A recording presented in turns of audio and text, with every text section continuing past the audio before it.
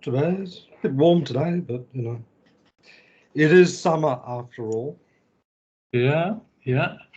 It certainly is summer, and it has been for a couple of months now. Right from the start. Let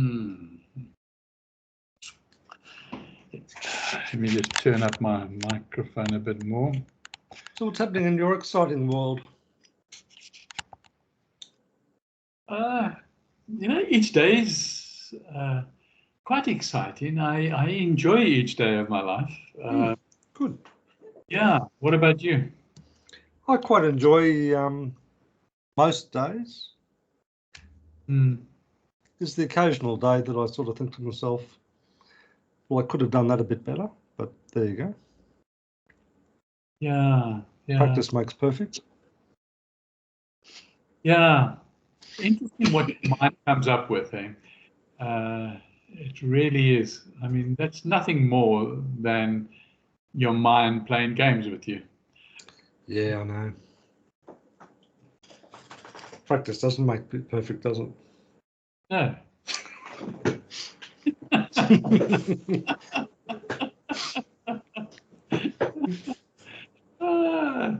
It's yeah, interesting. So why is your days so good? Tell me about that. I think I'll have to just think step by step now, because I wasn't preempting that question from you by all the things that I've been watching recently. But I think. So you've been researching. You're doing what you love. That's the bottom line. Okay. The reason I am happy is that I've divided my day. I think it was like I used to do more than a year ago, and then after my stroke, I don't know. I guess I was picking up the pieces and remembering and so on. But anyway, I consciously try not to think about my purpose, okay? Because that's when my mind plays games, or my brain plays games, or my consciousness plays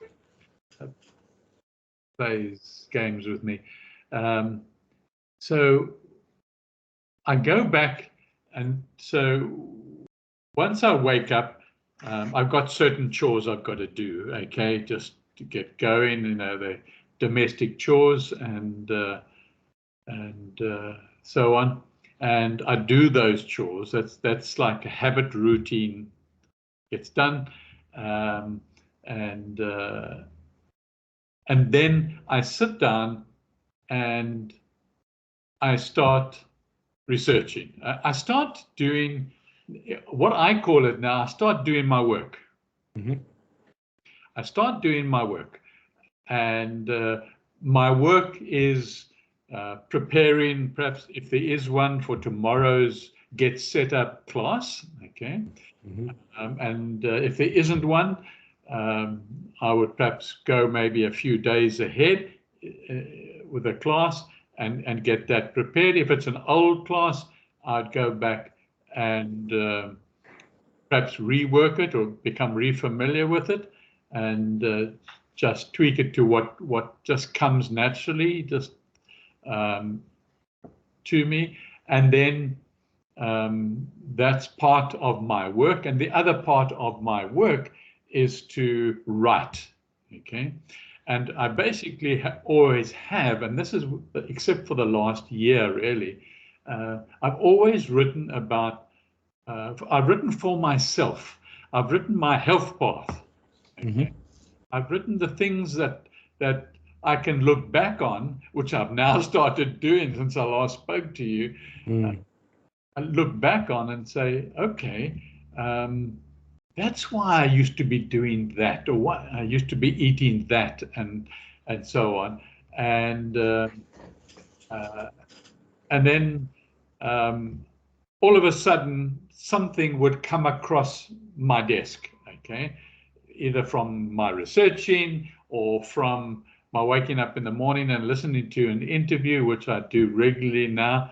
I listen to a guy called Stephen Bartlett, okay, and each interview is at least an hour and a half. Okay, that's fair. And he interviews somebody who has just published a book based on a particular subject, whatever that is. It's random. And as it's turned out, the last few have been to do with perhaps neuroscience or the brain or consciousness. And these are brand new books that have been published by the authors, by the person being interviewed, by Stephen Bartlett. And that's a fairly in-depth interview, isn't it? It's a very, very in-depth interview. And you can find, if you just Google Stephen Bartlett on YouTube, okay, you will find all his interviews under there. He's got various jobs or something like that, professions, I think, but I don't really know too much about him. I just really enjoyed the interviews that I get, and inevitably it's when I wake up and it's like, where did that come from? I was thinking about that, or that's so interesting. I've never thought of it, it's something like that. Okay, and then I would, if I've got to get set up class, I wouldn't be able to get the hour and a half done. So I wait for later on today, from about this time onwards, and I would finish listening to the interview. And I've never made notes or anything, but if there's something there that is just like an aha moment for me, I then immediately try and build it into my lifestyle. Okay. And sometimes it's just so profound that I think, where do I start? And then often it just goes out of my mind and I forget about it.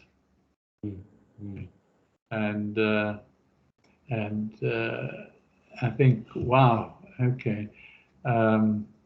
So I have sort of, I use my phone for reminding to do certain things, okay, so that I don't lose track again. For example, the alarm goes off at 9 a.m., okay, saying, drop whatever you're doing, start your work. Yeah. Okay, because the past year, I sort of had a list of to-do things that I was considering that's what I must get through. But that's junk. That wasn't the case. So, that's why I'm happy, Don, is that I'm now doing this. And I come to 12 o'clock, the alarm goes off and says, make lunch for your wife and yourself, okay? And then go and rest after lunch, okay? Yeah. That's it, okay? And I stick to that. Yeah, so that's I guess I've probably for a long time never been happier. Good. Yeah. And it's not just because we've just passed over a new moon. Maybe there's some effect there. New seeds being planted in the ground. Yeah. No, that's good. That's good to hear. Yeah. So it sounds like your recovery has unfolded quite well. Yeah, that's a good way of putting it. Yes, it has. Okay, certainly from the mental aspect of it.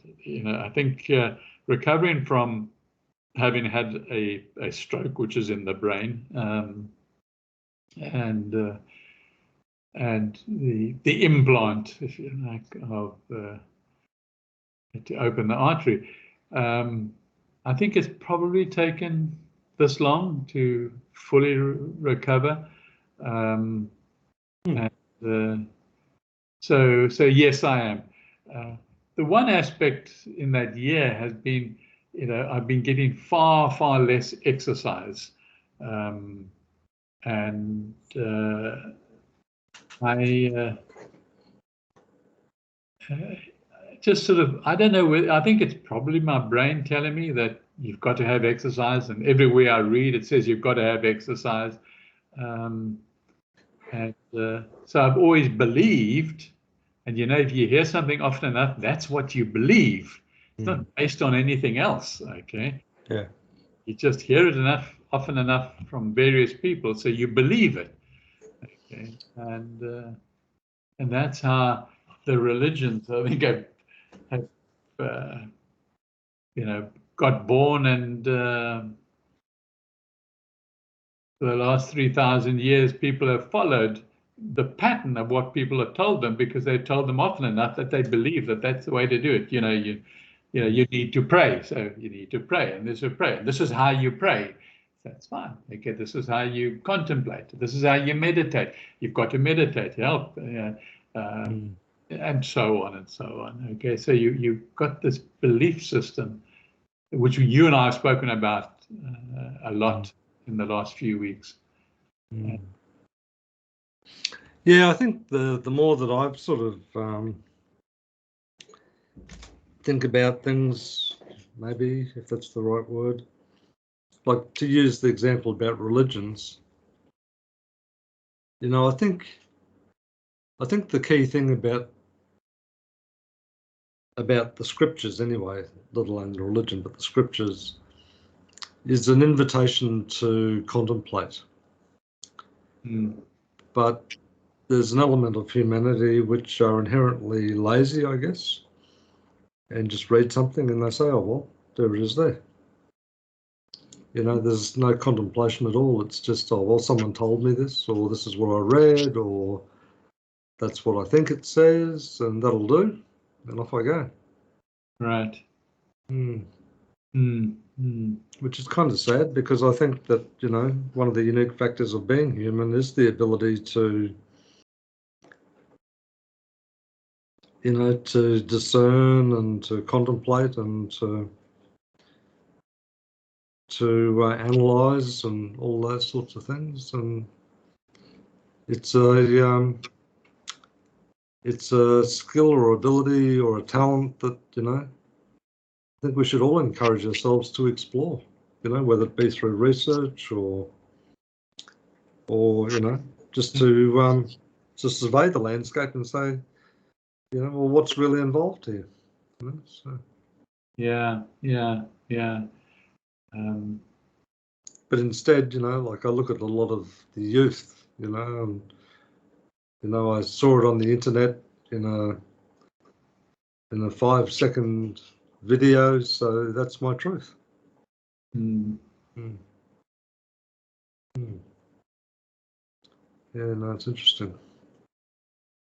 I mean, I was even looking at a random spam email I got there just before you called too, about Amazon, but it was basically, look at all the ways you can save. And the assumptions that underpin that statement is just phenomenal. Like, it's just incredible. Yeah. Where I am at is, let's just go back a minute. You and I have spoken over the last months about who are we actually and all that and so on. But I'm just struggling to get to the point I want to make. Well, maybe I'll just get to the point. And that because of the world we live in, okay, I believe, okay, and it could be because of our conversations, okay, which are meaningful to me, and I believe that we're in this bubble in this three-dimensional world, and you can't get out of it, okay, and the way to move forward within it is to play the game, okay, and that's why sitting down and working to the best of my ability from 9 o'clock in the morning through to lunchtime, okay, is I sort of sense that I communicate totally unconsciously with something else, because I get these aha moments as I'm working, as I'm researching. You know, I would be reading an article or listening to a blog, or I'd be using the AIs, which I use extensively, and I interact with the AIs. Okay, I ask them questions and come back, and I'm trying to get my head around maybe something, which, like I think yesterday I published an article, that was article, remember, was a reminder for me. So not anybody reads it and they get benefit, that's great, okay, but that's not my intention. I want to be able to show myself, hang on, here's my step-by-step thing. And so I wrote an article again, and I interacted with AI about that, and then lo and behold, an email. I don't know whether I had requested it or not, and it doesn't matter. It came from some company called ZOE. I think it's an Australian company, and it was like, that's what I'm writing my article about. It's ridiculous. But I'm so used to this sort of thing now. So I read up, and yeah. Now my article was about eating. The healthiest thing that I'm doing is eating a regular diversity of greens. And along came this email that said, every week eat 30 different plant vegetables, okay? Nothing in the world can be healthier. And I was believing that. I hadn't written it down to 30, but I thought, well, they've scientifically proven it. I'm going to use their 30. Okay, so I used their 30, and I thought, you know, it never stops amazing me, and it makes me happy that these things happen. And then I started writing, okay, let me write about, 30 being the diversity, and what do you need? You need, yes, certainly you need your vegetables and your fruits. Those are the obvious ones, but you need spices, and those are also plant foods, okay. And you need nuts and you need seeds. Those are also plant foods and categories. So it's not difficult to make up 30 in a week. I haven't done a count, but if I had to do a quick count now, I'm sure it's a lot more than 30. Okay. Because I mean, just before coming to call you now, I was sitting drinking a cup of green tea, and that is a food too. Okay. And I was nibbling. And I have next to my lounge chair a mixture of all sorts of different seeds, and almond nuts and cashew nuts and walnuts. I think those are the three nuts. I didn't actually intentionally want to put cashews in there for some reason or other. I have some sort of negative thing about cashews, but I had no idea what it was, but it was a gift. So I said, thank you very much. Okay, and I mixed it in, and I don't judge it. So I don't know how many there were, probably 10 different foods, but in that I was snacking, drinking my tea. So it's difficult to make up the 30, okay, to get the diversity you want. And that's, but I really believe it. That if you can get, as a very broad diversity of plant-based foods into your stomach over 7 days, you are home and dry. But what happens is our brain just goes into a routine, doesn't it? No, we have porridge for breakfast and we have this for lunch. That's true, isn't it? Yeah. So, oh, that's a healthy breakfast. That's a healthy lunch, and that is sure. Okay. We're creatures of habit, aren't we? Yes. Yeah, and the mind helps that. Okay. The brain is the culprit behind that. Okay. So we've got to find a way to work within this bubble that is the way forward for us as individuals. So I just need one step at a time that you believe is really a good step. Okay. It's like I've thought now, writing down this, start work at 9 o'clock and do not digress. Don't go off at a tangent. Don't go, which the last year I've been doing every day. I start researching something and then, oh, that's interesting. And I'd go off at a tangent. Okay. Or I'd get up and want to just go to the bathroom, and I would pass the sink and I would start washing the dishes, and so the day would come. I'd be very active through the day, but I wasn't achieving my work, or let's call it my purpose. Okay. I think I've overplayed that word purpose, but that's really what it is. You're doing the work that you enjoy, that you want to do. Okay, so it's a purpose, and you've got it's a journey. It's not a goal setting thing. Okay, so yes, get set up classes. You've got to have them finished by a certain date or whatever, and so, but those are hardly goals. Those are just deadlines you've got to meet. Yeah. And you're doing a few more classes now, are you? Or? Yeah, I told you when we last spoke that I'd sent Wade an email. Okay. What I had sent him, you see, they only give me, or have historically now in the last few months, been giving me just 2 new classes to research. So I assumed that because we don't hear from the owners of Get Set Up at all anymore, where we used to interact with them historically back in 2021, so I assumed it was perhaps a budgetary thing, and I thought, as part of this process that I've just been telling you about, my work, I wrote him an email and said, there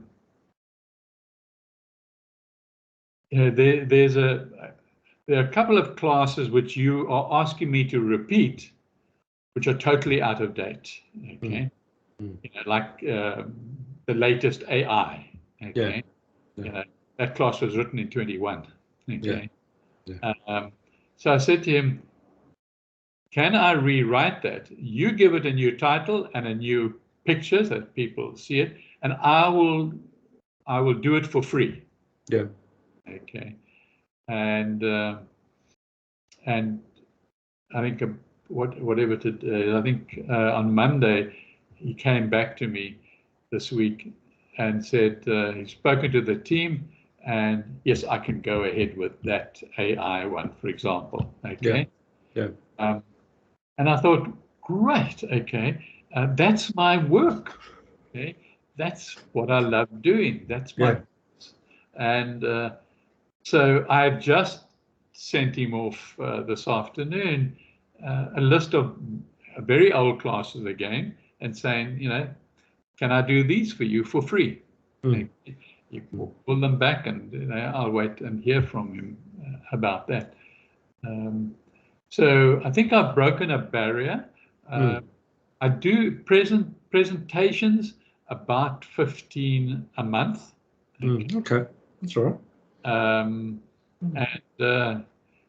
you know, it doesn't keep the wolf from the door, but you know, my wife, you know, brings in the income.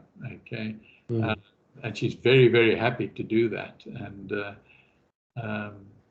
so, you know, we're very happy that we're working as a team.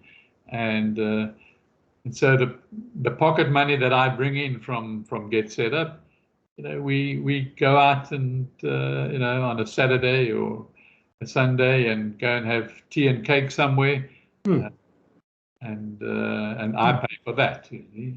Nice. Yeah. So and that it suits Sue and it suits me,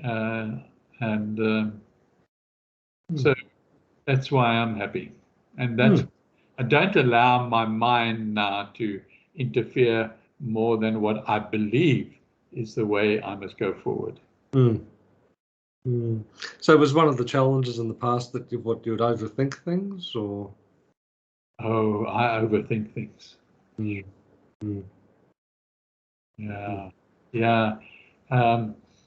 It was always one of my. In fact, my wife used to joke with other people, you know, Michael just constantly overthinks things. Okay. And that's not to use terms that maybe, but really it's the three-dimensional demon in you. Okay. That's involved in that in that conscious thinking on a day-to-day basis. Okay. So if you're looking for divine intervention in your life, I believe it comes through spontaneously and often just with feelings. Yeah.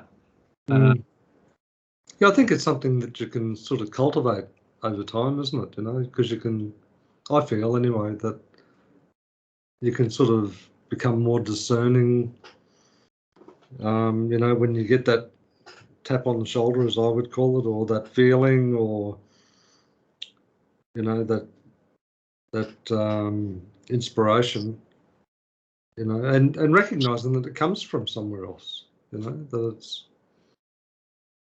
that there's a lot more to who and what we are than what we see in the mirror. It doesn't come from your brain, though. It doesn't come from your mind. No.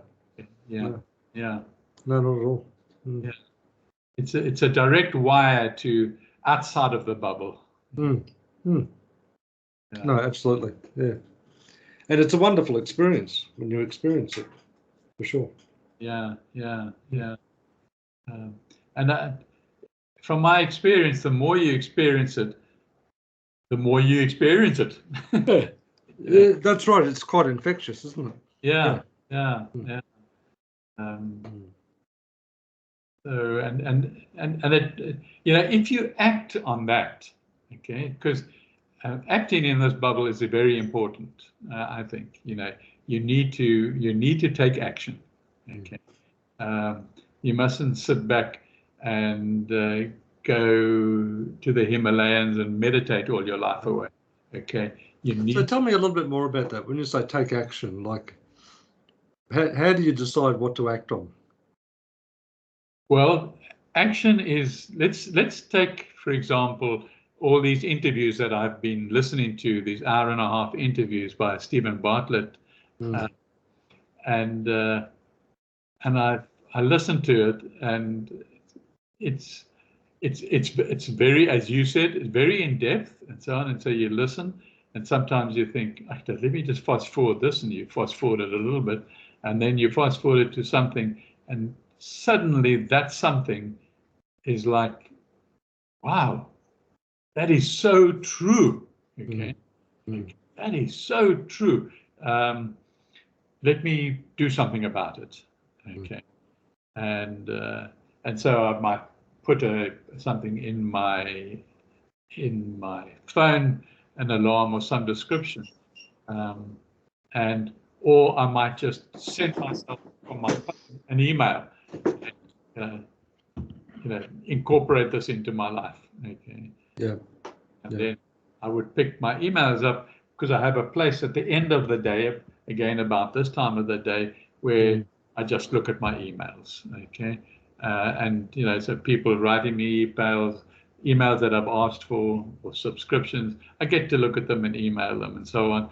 And that includes, world politics type news things as well, because I still enjoy listening to those things. But I do that all out of when my energy is running down, and I just sit back and suppose, in a way, entertain myself. But are tasks I have to do to clean my email box out. Okay?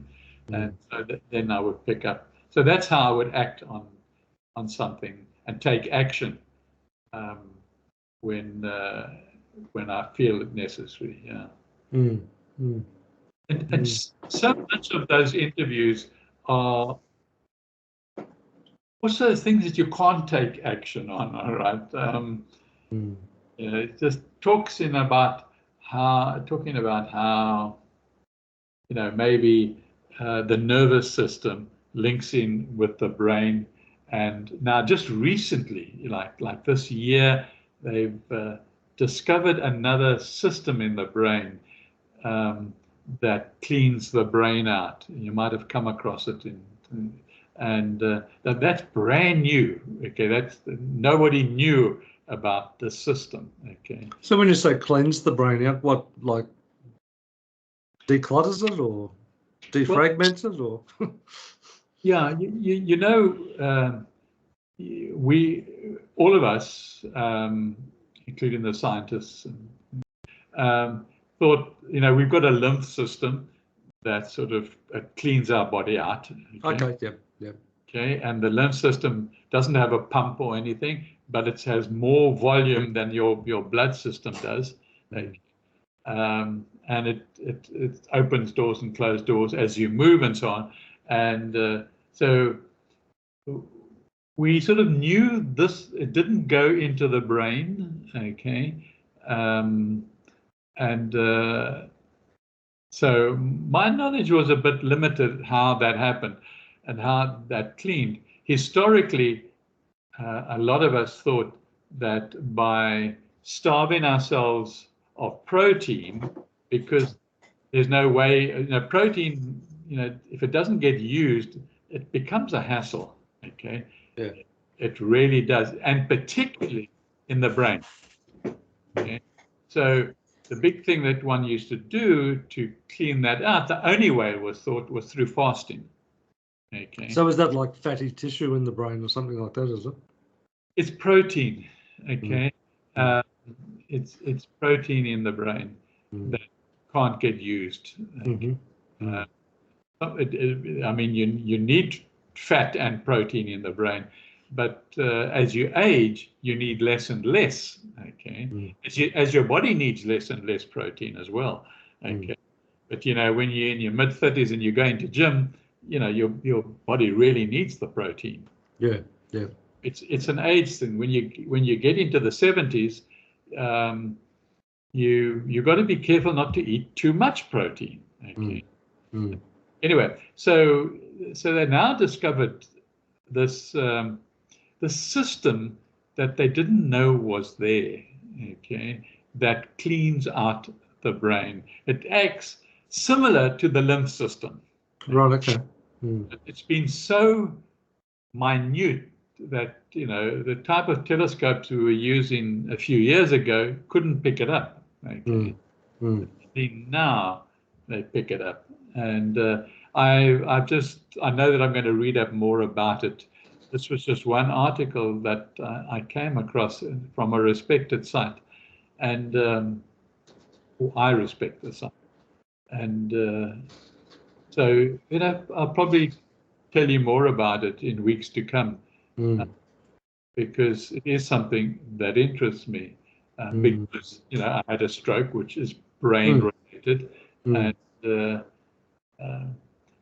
it's like the reason I will also, work on it is because, I had a stroke because of my blood.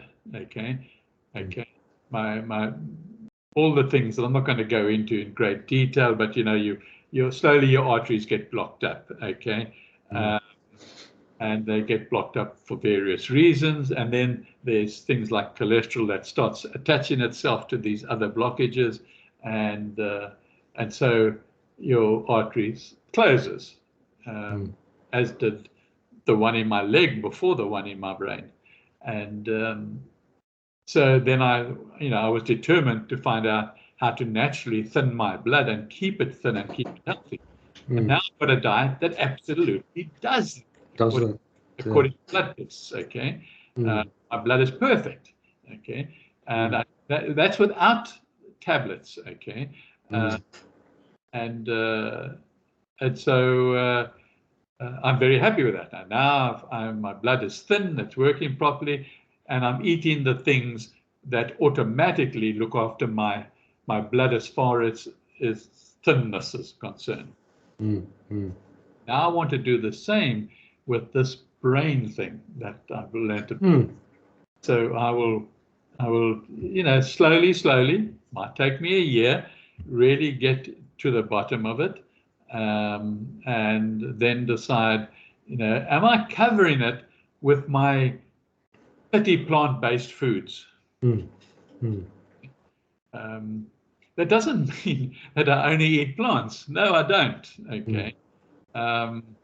But you need those plants to cover all the nutrients that are available. Okay. And rather than try to do what I did historically, try and analyze your carrots and your broccoli and your all the other things, just don't do that. Okay. Just eat a diversity of plant food, and you're going to get what you need. Okay? So these interviews that you listen to, like, is it the same sort of format every time, or does he change his format? Or no, the format. Well, I'm not quite sure what you mean by format. Okay, but let me. Like, is the structure of the interview pretty much the same, irrespective of the topic that is? Yes, it is. Okay, because he usually starts off with addressing the scientist or whoever it is, the person, with, why did you write the book? Okay. And that's always an interesting question. And he ends the hour and a half with, what's the one thing you would advise people to do? So yes, I guess the structure is very similar. And he has a really interesting ending to his interviews, that he gets his book out and he says, the previous person I interviewed, as is custom, leaves a question, not knowing who's going to be interviewed next, but leaves a question for that person. Okay, and your question is, and he reads out the question. You see, then they've got to answer it, which takes a minute or two, and they answer it. And so yes, I guess the structure is the same, or the format is the same, but the content is relevant to the scientist that's being interviewed, or or just the individual. And some have had, been driven by really hectic life. I mean, the one person that I've recently listened to, he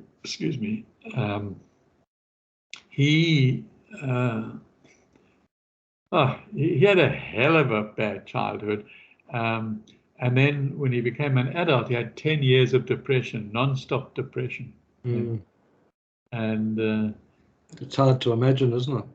It's very, very hard to imagine. Okay. It's like people who suffer chronic pain. I mean, it's something that you really can't imagine his life, can you really? So. Yeah, I agree. It's very difficult to imagine. And he then got a stomach full of this. This is I don't know, it was one of his, I guess, aha moments. And he carried on studying at university in the direction of trying to solve his problem. Okay. But he got more and more qualified in the subject. And so now he believes, okay, and listening to him, I can see why he believes that he's found the formula for the human race not to die. Not to die. And he, although he's 45 years old, all his, what do you call them, blood counts and all the things that all the tests that he does, which is many of them, are all around about 18 years old for a person that you've tested for an 18-year-old. It's 45. So, but anyway, that's one side of his story. But then he talks it could be you and I talking, okay? Because he's talking about, the whole planet in the same problem that individuals are in. The reason that individuals are aging is for the same reason that the planet is going to destroy itself. Okay. And that, you've got all these organs and systems in your body, so does the planet, okay? And they have all these people, nations fighting one another, okay? And you have these organs inside your body fighting one another, all for the same reason, okay? And he believes he's found the reason, and he's demonstrating it in his body. And he's got a son that goes along with him. So he's got his son to measure when it comes to all sorts of other aspects of testing. Yeah, so I find that interesting. And he now has a regime, and he says at the end, what is the most important thing you can tell him? He said, get sleep. Okay. Sleep is the most important aspect. He says, I go to bed at 8 o'clock and I get up at 6 o'clock. Okay. And I will not get out of that regime. He says, you can't make excuses because you're going to go and see your friends. Okay. He said, I've got such kind friends that they accommodate me with my timeline. And so we'll socialize in the late afternoon or something like that. Okay. So he's got it done. He said, I only eat. He says also at the end, between 6 a.m. and 12 a.m. The only time I'll put food in my mouth. I'll put liquid in, maybe water. In fact, only water, I think he said, at other times of the day. But there's that window.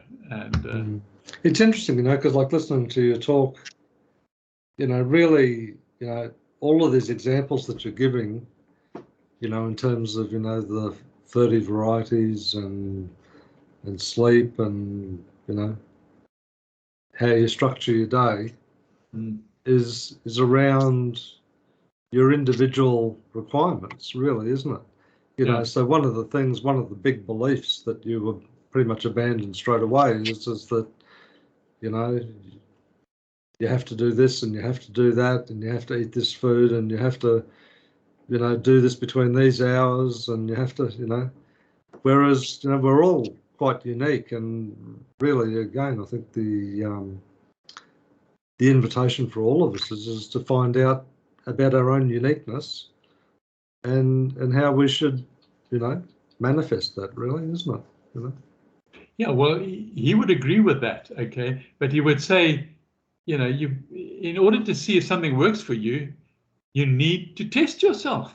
Okay, you need to, go to have blood tests and have, organ tests and tissue tests and things like that.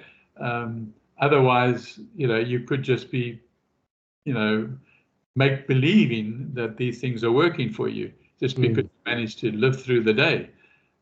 Well, make believe in the sense of like a placebo type thing, or yeah, could be, because that's your brain, playing. So he's saying try it, but test it factually as to whether it's actually making a difference. Yeah, absolutely. And with his way of doing things, because he's not here to advocate a diet. Okay. Okay. Well, how can you if everyone's unique, Yeah. So, listening to him for an hour and a half, he's so casual, and also the way he sits. Okay.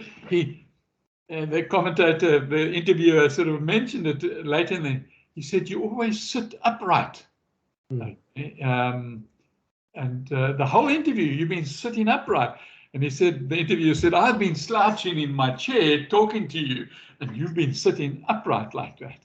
And he said, "Yes, I sit upright, okay, because by slouching, there are two arteries here or something that get blocked, and so you're limiting the blood flow to wherever."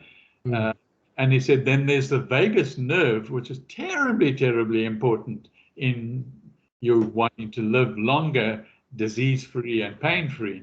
And so, anyway, so he would give reason for that. So it was long, an hour and a half of listening to that sort of thing. And he went off at tangents. And that was just the one interview.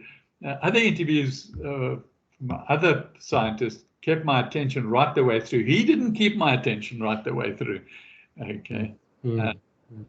But there were some moments where I thought, okay, that makes sense. Okay.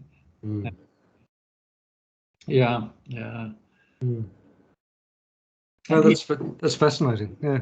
Yeah, they really are. They're all fascinating. And I will, continue. I have one this evening because I had a class at 8 o'clock this morning. I never got to listen to the one. It comes through on YouTube once a day. And it's he's got and it's always on top of my YouTube, because I listen to it so often. I guess YouTube puts it there. Yeah. I guess that's the way it works, and I'm quite comfortable with that. I don't have to go looking for it. No, that's really good. Very interesting. Yeah, how's your studying going? Your biblical? Yeah, good. I'm thoroughly enjoying it. I've been like this sort of program that I've been doing. I think it goes for about 9 months. So I'm up to week 18 at the moment. So I'm like probably about a third of the way through. But no, I'm thoroughly enjoying it. It surprises and delights me, and then sometimes it terrifies me, and then other times it challenges me, and other times it encourages me. So yeah, no, I'm thoroughly enjoying it. Oh, that's good. Okay. And I never cease to be amazed, and I'm sure you probably have the same experience even with Moya, but I never cease to be amazed as to, like when I read biblical passages and that, as to how multi-layered it can be, like you can look at something and analyze it and interpret it, in its original languages and all that sort of stuff. But then, we could come back to that very same passage in 9 months' time and see it completely differently. So, which is, I guess, the nature of the life that we lead, isn't it, in some ways? But well, it's the nature of our mind, isn't it? Well, it's that, yeah, and I think that, well, I like to think that a big part of it is that as our connection, you know, to the greater, you know, strengthens, then the greater access we have to things that we were previously blind to, I guess. So. But do you think that would happen through knowledge or through some sort of action you take? No, I think it's an experiential thing. I think it's like, as you've said, it's something that you have to act on. It's not it's not the sort of thing that you can just park yourself in front of a desk and analyze and study, and that it's something that you actually have to go and do. You know, so and quite often fail miserably at, and pick yourself up and dust yourself off and wipe up the blood off your skin knees and go and do it again.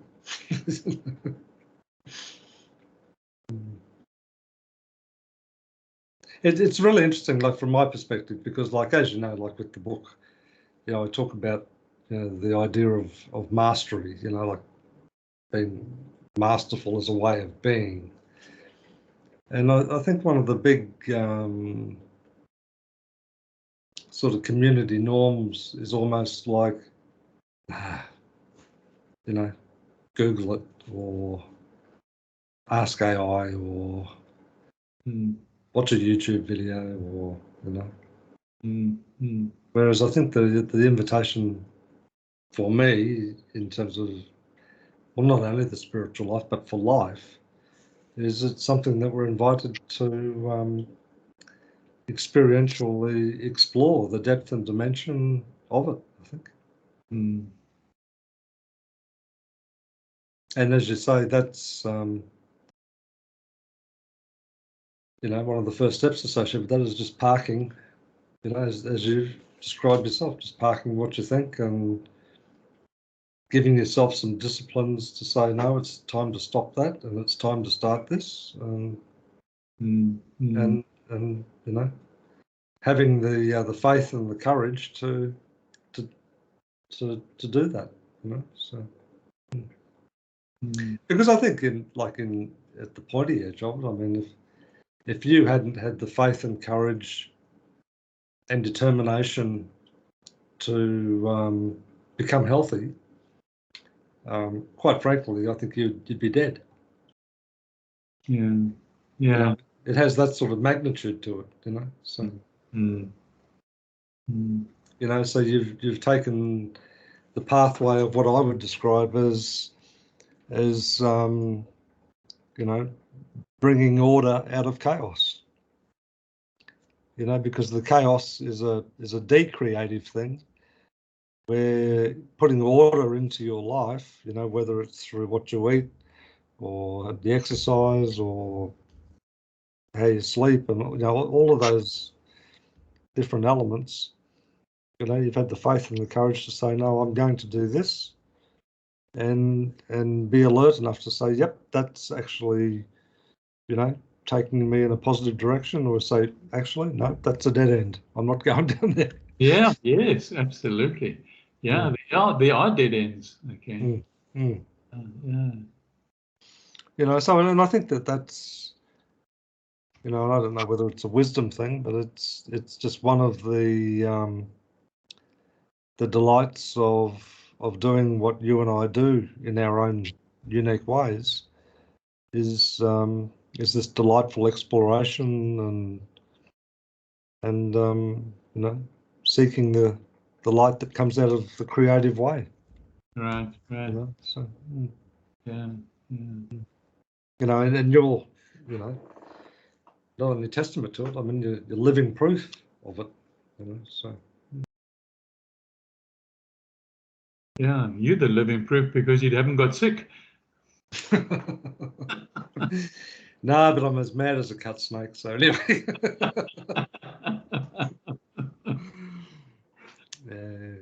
Yeah.